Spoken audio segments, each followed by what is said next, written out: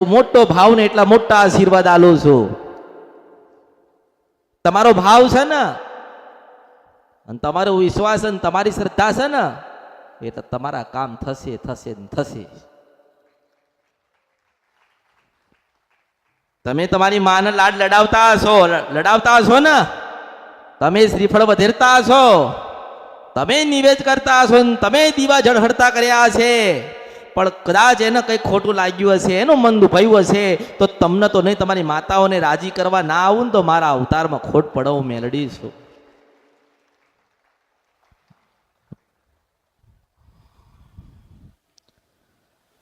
પણ દીવા કરો છો તો કરતા રહેજો અને કરવા જોઈએ. માં છે ને એને માને રાજી કરવી પડે.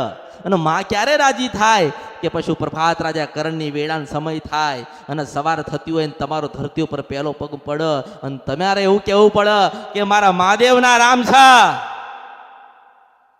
આજથી હજારો લાખો વર્ષો થઈ ગયા. રાજા રાવણ જેવો હતો ને તો પશુ પ્રભાત રાજા કરણની વેળા 4 થાય ને ધરતી પર બૂમ કરે ને એટલે હર હર મહાદેવ કહેતા, ઓમ નમઃ શિવાય કહેતા, મહાદેવને જળ ચઢાવતા. એની પાસે બધું હતું, પણ આપનારો કોણ હતો? આ પરમાત્મા ને.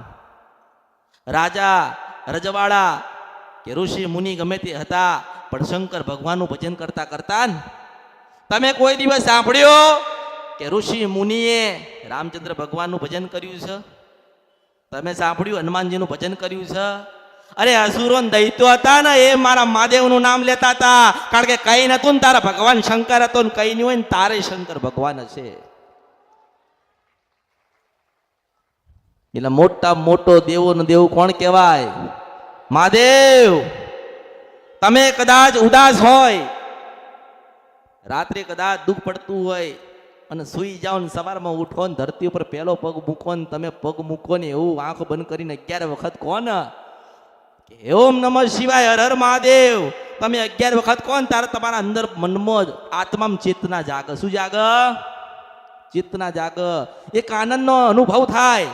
અને તમે પછી નહીં ધોઈને દૂધ જેવા ચોખ્ખા ને તમારી કુળદેવીને દીવો કરો અને સવારે વહેલા ઉઠીને કુળદેવીને દીવો કરો કે તમારી શિકોતરનો દીવો કરો, તમારી સધીનો દીવો કરો, તમારી મેરડીનો કરો કે ચાઉંડનો કરો, તમારી જે માતાનો હોય તમે સવારમાં દીવો કરો.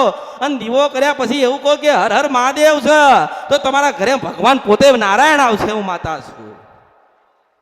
ક્યાં ભૂલા પડ્યા છો? ક્યાં ભૂલા પડ્યા છો કે ભૂલા પાડી દીધા? ભૂલા પાડી દીધા.